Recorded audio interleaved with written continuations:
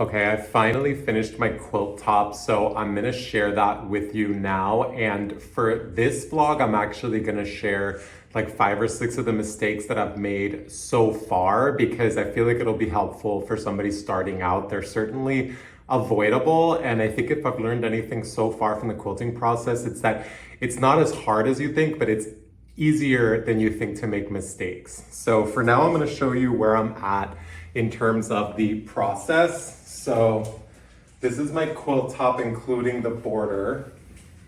And again, I'm generally really happy with it. It's hard to sort of get it all in one frame, but you know, it kind of just gives a little bit of farmhouse and a little bit of like childhood blanket. And I'm gonna sort of zoom into a lot of the mistakes so that, you know, you can sort of see where I went wrong, how I fixed some of the things that sort of didn't look right. But overall, I feel like I kind of got what I wanted out of this one. And I'm just gonna also quickly show you the back of the quilt. So basically, this was a Ralph Lauren comforter, and the actual side that was visible was this sort of like navy floral. And while it's really pretty, there's just something about like somebody else's sheets. Like, it was really affordable and the fabric's beautiful and soft, but I don't necessarily want to be like snuggling up to a comforter that somebody used for like 10 years, who knows. So I kind of really liked the back side of this. I feel like it's a little bit more gray rather than sort of saturated and vibrant. And I'm more of a gray person myself. So the back side of the quilt is just gonna be this pattern. And sort of, you know, it also ties in. So I used this as the floral element for my quilt top. So you could see it sort of ties in with those elements as well as the border. And then for the binding, I am gonna actually use the original color because the binding is just gonna be, you know, maybe an inch that's visible. So I think it'll frame it really well, and it'll also kind of give a nod to, you know, the original fabric that I used. But right now I'm gonna sort of show you a few of the mistakes that I've made and how to avoid them. Okay, now that I've gotten to the point where I have a fully formed quilt top, I have a few mistakes that I sort of wanted to share just so that if you're starting out on your first quilt, you could kind of easily avoid them by just, you know, being cognizant of certain things. So the first two are related to material choices. At first, I sort of was really excited, if you saw the first vlog that I did about this process, about this like navy houndstooth fabric. And it kind of looked cool in theory, but it's just like a lot darker and more saturated than the other fabrics. And I was like, I just didn't want to sort of take it into consideration. Right now, my darkest fabric is this, which, you know, in regular daylight is sort of like almost like a lavenderish, purplish, you know, denim cotton fabric. So, you know, if a color doesn't work out, just toss it. And then another thing, especially if you're working with sustainable materials where you end up getting a lot of irregular pieces of fabric to cut squares out of, the number one thing I would say is invest in a much better quilting ruler than this one. And I put that sort of in the description, the one that I'm gonna order for my next quilt, because I would just say if you're working with a shirting, you know, shirts, for example, like shirting fabric, it's easier to just place a transparent big ruler down, especially if it's at least 5 inches, which is what I was working with, 5.5 inches, just to be able to see how much the shirt is gonna yield in terms of fabric. I was using this a lot of the time, which was longer, so it was easier for me to cut with because this one was a little bit short. But this is much better for the quilting process, having this transparent plastic ruler. So those are my sort of first two errors that I wish I had paid a little bit more attention to when sort of sourcing the right secondhand fabric and then cutting it to size and, you know, incorporating it into the quilt design.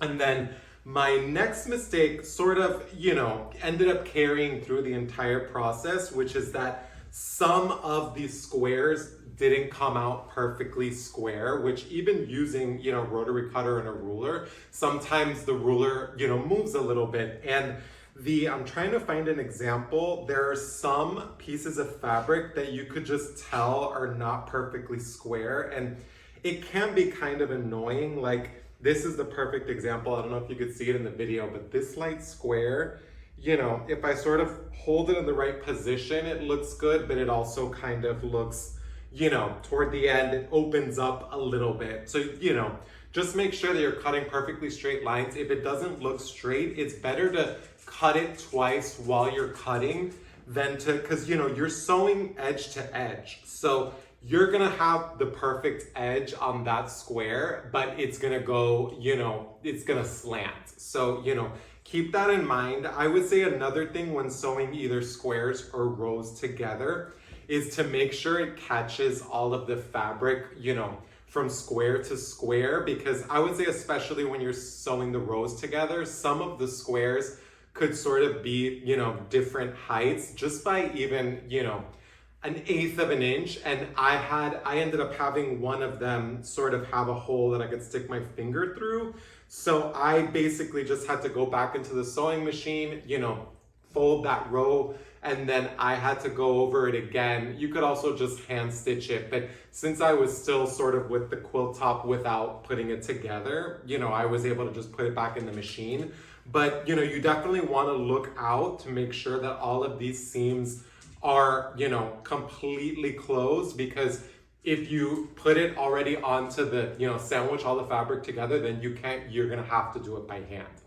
The other one with the sewing the rows together is the pretty typical one, which I would say more in the beginning. I'm trying to find a good example. I did have a couple of the squares not line up. It wasn't enough. Yeah, so here's a good example. This is literally the first row that I sewed together. And so here you could see, luckily since it's the floral, you can't tell too bad. I personally didn't care because the majority of my squares, thank God, came out, pretty straight. So having one sort of janky connection every once in a while, it doesn't really bother me. And I would say the tip for that one too is to use fabrics that are similar colors. So back to the point of not having too much contrast, I also very consciously chose tone-on-tone denim for most of the fabric, just in case I was gonna make mistakes, so that if a denim doesn't line up perfectly with the denim, you could barely tell. Same thing with like the floral. The floral matches the denim really well. So, it sort of hides your mistakes. And that's another thing with even just the regular art process, which is just, make sure you're in the same sort of tone with all of your colors so that they blend, and that blending is gonna help hide a lot of your mistakes. And when it comes to the sequence of sewing your squares into rows, that one got really tricky because I meticulously piled them correctly. So I put 1, 2, 3, 4, 5, one on top of the other. But when I sat down on the sewing machine and I started sandwiching them, I started, 1, 2, 3. And then when I got to 3, if I got up and got a drink of water and came back, I one time started sewing the 4th one onto the 1st square. Because again, I sort of turned my fabric, lengthwise without realizing it. And then my pattern was completely off for my 1st square. So I had to completely redo that row, and it was kind of annoying. So just make sure that you triple check even when you think you have it perfectly in order, because you don't realize it's such a long process that if you answer a text message or change the channel on your TV or go feed your dogs, like, you could come back and then sew it completely wrong. And if you're not constantly checking, which is why having a picture of your design is so crucial, and referencing the picture every time you sew is a really big part of making sure that it sort of turns out well. And those were pretty much my really big mistakes. I would also say there's something about mistakes that when you're sort of just rolling with it, it can end up being a blessing in disguise. And I'll give you the perfect example. This little sort of patch of fabric with the light squares and the floral, this was originally had more contrast. I actually had used the darker side of the denim, but I flipped it by mistake while I was sewing without paying attention. But when I looked at it, I actually really liked the way the light looked with the floral. So I ended up actually going back and, rolling with the mistake and fixing my original pattern. So I would also just say, don't be so married to your original design if at the very end you want to switch something, because again, as you go longer in this process, it becomes a lot harder to correct your mistakes. So you don't want to sort of be, fixing something from the beginning of the process, like something being, misaligned or mismatched or miscut, all the way to the end of the process. You want to make it as easier for yourself as you go along as possible. But, so far, I would say the quilting process is easier than I thought, but it's also easier to make more mistakes. So I think that that's sort of the caveat. It's very much a matter of not only, design and sewing and cutting and a lot of ironing, but also just, project management and organization. I think project management and organization are the two biggest takeaways that I have, and it really helps avoid most of the mistakes that I've just talked about. But again, the only thing I could say is as I go along, the process is so gratifying to just, to have this, which was 143 squares, turn into 11 rows, turn into a quilt top with, a border. It's taken me gonna be, I think, 6 weeks in total, working 2 or 3 nights a week. And, it's longer than I thought, but again, it's not as hard as I thought. There is much more sort of joy in the process that I wish I would have leaned into in the beginning than being a little bit more nervous.